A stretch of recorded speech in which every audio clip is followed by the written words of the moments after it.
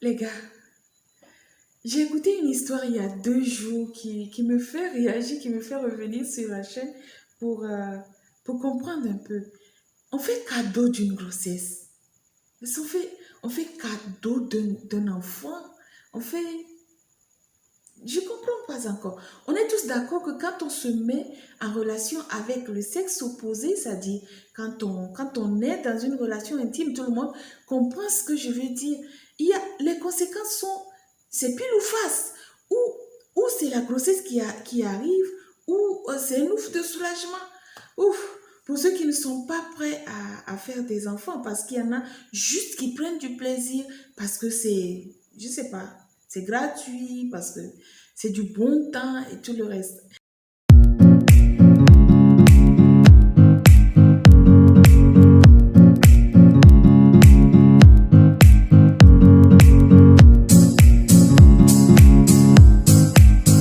Bienvenue à tous ceux qui viennent de nous prendre à court. Vous êtes sur la chaîne Beauté Suprême et moi, c'est Félicité pour ceux qui ne me connaissent pas.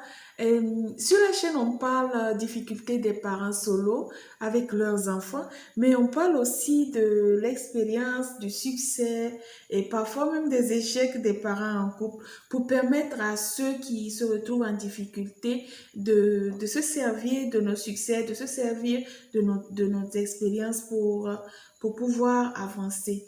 Mais aujourd'hui, on est là pour parler de ce sujet qui me fait sincèrement tomber des nues parce que j'ai écouté cette histoire d'une maman solo qui aujourd'hui gémit, qui aujourd'hui souffre, qui aujourd'hui ne sait plus où donner de la tête. C'est-à-dire, elle a besoin du monsieur, mais le monsieur fait dos parce qu'il c'était un cadeau, il n'en voulait plus, elle n'était pas le genre de femme à faire partie de sa vie. Et pourtant, il a pris du bon temps et pourtant, il s'est donné tout le plaisir à aller avec cette dame, à lui faire des promesses ou je ne sais pas quoi moi. Mais aujourd'hui, ce qui se passe est que l'enfant et la dame, ils cherchent le monsieur. On s'attire des malédictions inutiles. L'enfant veut connaître le papa. La dame a besoin du soutien, ne serait-ce que du soutien financier, du soutien, je ne sais quoi, de l'homme. Mais l'homme n'est pas là. C'est la saison des malédictions, la saison des prières enchaînées. C'est la saison de je ne sais quoi. Et toi, le monsieur, tu es quelque part, tu as refait ta vie, tu ne sais pas, tu te demandes pourquoi telle ou telle chose m'arrive. Et tu ne sais pas ce qui se passe. Parce qu'on ne s'amuse pas avec une grossesse, selon moi, c'est mon avis. On ne s'amuse pas avec une vie qui arrive. Une fois qu'on met enceinte quelqu'une, j'allais dire, une fois qu'on met enceinte une femme, c'est parce qu'on a signé un engagement, même si ce n'est pas vis-à-vis de la femme, mais vis-à-vis de cet enfant qui naît. Si ça ne va pas, si tu trouves qu'après la relation ou après étude, comme on le dit souvent, après étude, je ne sais même pas qu'est-ce qu'on étudie, et tu t'es mis avec une femme et c'est maintenant tu prends le temps d'étudier pour voir si elle va faire partie de ta vie, oui ou non. Mais avant ça, tu n'as pas pensé à ce truc-là. Tu penses que l'important, c'est de passer en même temps à... Hmm. Ce qui me désole parfois, c'est ce qui me désole, notre génération actuelle, on entend dire, non, je veux juste un enfant de toi, je n'ai pas besoin de ton engagement. Ça, c'est des cas isolés, mais qui existent. Je vais en prendre soin. Hé, c'est un piège. Faut pas tomber dedans. C'est un piège. Faut pas tomber dedans. On ne fait pas cadeau d'une grossesse. On ne fait pas cadeau d'un enfant. Un enfant, c'est une vie. On ne s'amuse pas avec. Essayez de vous réveiller.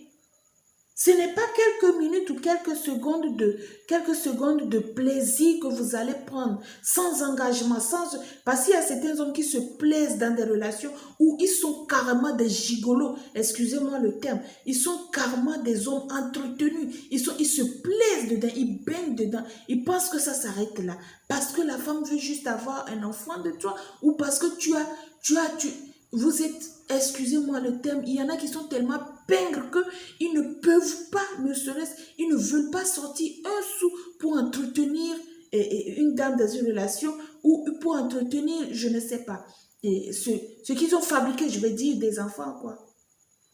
Une fois que la dame se débrouille, c'est tant mieux. Le reste, là, c'est pas ton problème, c'est ça?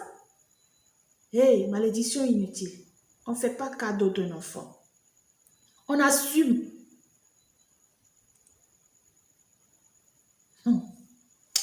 Hey.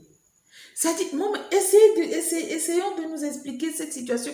Je dis, moi-même, je n'arrive pas à comprendre. Ah, tu peux faire cadeau d'un pagne, tu peux faire cadeau d'une paire de chaussures, tu peux faire cadeau de quoi? D'une boîte de chocolat, tu peux faire cadeau de bijoux hors de prix, je ne sais pas quoi. Tu fais cadeau, et puis, généralement, quand on fait un cadeau, on oublie. On oublie. Vient la phase où l'enfant naît, il grandit, c'est vrai, elle va s'en occuper. À partir d'un moment, il y a la phase de responsabilité et ça, il y a une phase de double responsabilité parce que il faut la maman, il faut le papa. Et l'enfant grandit et se rend compte que, ah, je suis sûre que si je suis avec un parent seul, mais qu'est-ce qui se passe? Mes amis ont deux parents ou alors je veux connaître mon papa, je veux connaître, généralement c'est, je veux connaître mon papa. Eh les gars, on va se réveiller un jour, on ne s'amuse pas avec ça.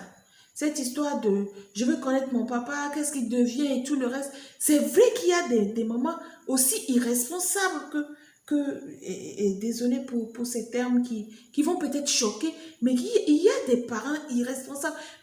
Comprenons que quand on s'engage à faire venir quelqu'un, c'est une lourde responsabilité. On ne peut pas dire qu'on fait cadeau là.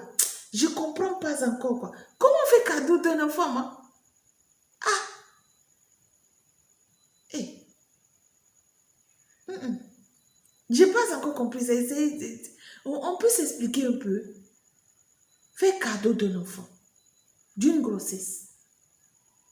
Écoutez, quand cette phase-là arrive, la phase de responsabilité, parfois à double sens, c'est le moment où la dame se met à genoux. Elle te maudit. C'est-à-dire, elle maudit le jour où elle t'a connu. Elle maudit même ta vie actuelle. Et ça agit parce que les prières d'une femme sont des prières intenses. C'est des prières qu'il ne faut pas s'amuser avec, peu importe la nature, peu importe la vie que la femme, on ne s'amuse pas avec les prières d'une femme. Et quand l'enfant se met à gémir, je veux connaître mon papa, on te court après dans les rues et tout ça, portée disparue. C'est une question, moi c'est une question qui m'amène à parler un peu, mais je veux comprendre. Essayez, dites-moi dans les commentaires comment est-ce que vous arrivez à dormir tranquille sur vos lauriers, pensant à des grossesses que vous avez laissées tomber quelque part, à des enfants qui grandissent sans parents et tout le reste, à des femmes qui gémissent quelque part parce que aujourd'hui elles ne peuvent plus assumer ce rôle de double parent et tout le reste. Vous arrivez à dormir tranquille avec ça? I don't know, je n'ai pas encore compris, mais je voudrais essayer de comprendre. C'est pour ça on revient toujours sur ce canal pour poser des questions qui paraissent un peu embarrassantes parfois. Et voilà,